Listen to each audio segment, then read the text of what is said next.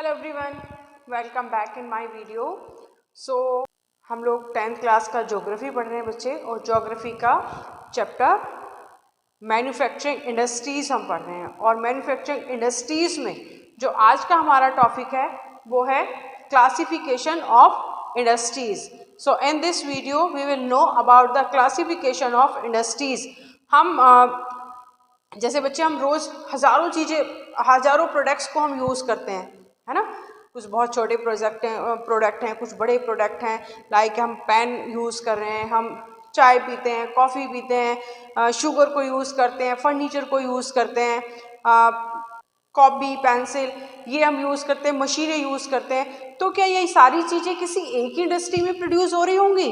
बिल्कुल नहीं। तो ये जो सारे प्रोडक्शन है या ये जो सारे प्रोडक्शन है वो अलग अलग फैक्ट्रीज में प्रोड्यूस किए जाते हैं। तो अकॉर्डिंग टू द प्रोडक्शन हम इन इंडस्ट्रीज को अलग अलग क्लासिफाइड कर लेते हैं, इनको कैटेगराइज कर देते हैं। तो in this video we will know about the classification of industries, कि इंडस्ट्रीज को कैसे अलग अलग क्लासिफाइड कर दिया है on the basis of raw material, on the basis of investment. तो क्या क्लासिफिकेशन है वो हम देखते हैं। चलिए शुरू करते हैं। सो क्लासिफिकेशन ऑफ इंडस्ट्रीज, जो फर्स्ट क्लासिफिकेशन है वो है on the basis of source of raw material. According to raw material industries को कैसे कैटेगराइज किया है, कैसे क्लासिफाइड किया है। तो अकॉर्डिंग टू रॉ मटेरियल जो क्लासिफिकेशन है उसमें दो क्लासिफिकेशन है, एग्रो बेस्ड इंडस्ट्रीज और mineral based industries. Agro based industries जो अपना रॉ मटेरियल डायरेक्टली एग्रीकल्चर से ले रही है, उसमें आ जाएंगे क्या, सारी जितनी भी एग्रो बेस्ड इंडस्ट्रीज हैं, जैसे sugar, rubber, woollen, jute, textile industry, cotton industry, oil industries, ये सारी agro based industries. Second number पर है मिनरल बेस्ड इंडस्ट्रीज, जो रॉ मटेरियल के लिए जो as a raw material use करती है मिनरल्स को, जिसमें बहुत सारे मिनरल्स को यूज किए जाते हैं, जैसे iron, steel, aluminium, machine and tool and petrochemicals industries. तो ये सब क्या है, ये है मिनरल बेस्ड इंडस्ट्रीज। ओके। तो फर्स्ट क्लासिफिकेशन था on the source of raw material. जो सेकंड क्लासिफिकेशन है वो है according to their main role. According to the main role में भी हम इसको दो पार्ट में डिवाइड कर सकते हैं, दो पार्ट में इसको क्लासिफाइड कर सकते हैं। फर्स्ट इज द बेसिक और की इंडस्ट्रीज। बेसिक और की इंडस्ट्रीज कौन सी होती हैं? बेसिक और की इंडस्ट्रीज वो इंडस्ट्रीज होती हैं जो थोड़े बहुत प्रोसेस के बाद एक रॉ मटेरियल प्रोवाइड कराती हैं किसी इंडस्ट्रीज को, सप्लाई देयर प्रोडक्ट्स और raw material to manufacture other goods, जैसे iron and steel, copper smelting, aluminium smelting. ये क्या करते हैं कि जैसे आयरन एंड स्टील है तो मशीन और टूल्स प्रोवाइड करा रही है किसी दूसरी इंडस्ट्री को एज अ रॉ मटेरियल। तो वो ये जो थोड़े प्रोसेस के बाद किसी दूसरी इंडस्ट्रीज को as a raw material provide करा रही है, उसको हम बोलते हैं की इंडस्ट्रीज और बेसिक इंडस्ट्रीज। इसी का एक सेकंड क्लासिफिकेशन है कंज्यूमर इंडस्ट्रीज। कंज्यूमर इंडस्ट्रीज की जो इंडस्ट्री में प्रोडक्शन हो रहा है, यहाँ पर जो प्रोडक्शन हो रहा था, बेसिक इंडस्ट्री में जो प्रोडक्शन हो रहा था उसको as a raw material use किया जा रहा था दूसरी इंडस्ट्रीज में। लेकिन जो कंज्यूमर इंडस्ट्रीज है वहाँ पर जो प्रोडक्शन हो रहा है उसको as it is consumer consume कर रहा है, उसको डायरेक्टली यूज कर लिया जाता है। जैसे शुगर है, टूथपेस्ट है, फैन है, पेंसिल है, रबर है, इरेजर है, इन सबको एज इट इज यूज किया जा रहा है। तो ये है कंज्यूमर इंडस्ट्रीज। तो सेकेंड क्लासिफिकेशन समझ में आ गया। जो थर्ड इसका क्लासिफिकेशन है on the basis of capital invest. Capital invest, भाई जितना पैसा लगाओगे उतनी बड़ी इंडस्ट्रीज होगी, ज़्यादा पैसा लगाओगे तो ज़्यादा बड़ी इंडस्ट्रीज होगी, और जो कम पैसा लगाओगे तो छोटी इंडस्ट्रीज होगी। वही यहाँ पर है on the basis of capital investment, कि आप पैसा कितना लगा रहे हैं इंडस्ट्री में। तो on the capital investment small scale industries और large scale industries. Small scale industries का मतलब जिसमें आप लेस देन 1 करोड़ का इन्वेस्टमेंट करते हैं, लेस देन 1 करोड़ रुपीज आप उसमें लगाते हैं, तो वो आपकी आ जाएगी स्मॉल स्केल इंडस्ट्रीज में। And 1 crore and more than 1 crore rupees अगर आप उसमें इन्वेस्ट कर रहे हैं, लगा रहे हैं इंडस्ट्री में, तो वो आ जाएगी आपकी लार्ज स्केल इंडस्ट्रीज, जैसे आयरन एंड स्टील इंडस्ट्रीज, और स्मॉल स्केल इंडस्ट्रीज में जैसे टॉय इंडस्ट्री, है ना। बट ये जो लिमिटेशन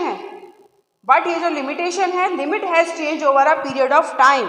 जैसे जैसे पीरियड ऑफ टाइम चेंज होता है वैसे वैसे ये लिमिट भी चेंज हो सकती है। तो ये 3 क्लासिफिकेशन देख लिए। अब देखते हैं नंबर फोर्थ नंबर का जो हमारा क्लासिफिकेशन है वो क्या कहता है। तो नंबर 4 क्लासिफिकेशन की अगर हम बात करें तो it is on the basis of ownership. Ownership के अकॉर्डिंग हम इंडस्ट्रीज को कैसे क्लासिफाइड कर सकते हैं, कैसे उसको कैटेगराइज कर सकते हैं। तो first is the public sector. Public sector it means owned and operate by the government, जो सभी के लिए, जो पब्लिक के लिए एजेंसीज हैं, जो पब्लिक के लिए इंडस्ट्रीज हैं, जैसे भेल and SAIL, BHEL and SAIL, ये क्या है, ये गवर्नमेंट इंडस्ट्रीज हैं जो सभी के लिए हैं, इसके लिए उसको कहा जाता है public sector. Second private sector. Private sector it means owned and operated by the individual और अ ग्रुप ऑफ इंडिविजुअल, जो किसी एक इंडिविजुअल की प्रॉपर्टी है, इंडिविजुअल उसको ऑपरेट करता है, या फिर एक ग्रुप ऑफ इंडिविजुअल उसको ऑपरेट कर रहा है, उसको ओन कर रहा है। जैसे टाटा है, टिस्को है, रिलायंस है एंड बजाज ऑटो लिमिटेड है, ये सब क्या है, ये है प्राइवेट सेक्टर इंडस्ट्रीज। थर्ड जो इसका कैरेक्टराइजेशन है वो है joint sector.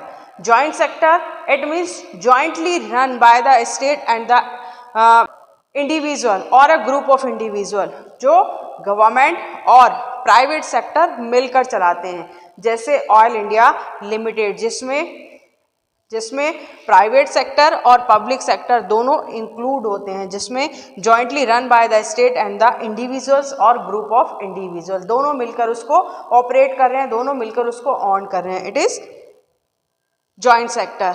And the fourth number is cooperative sector. Cooperative sector it is owned and operated by the producer and the suppliers.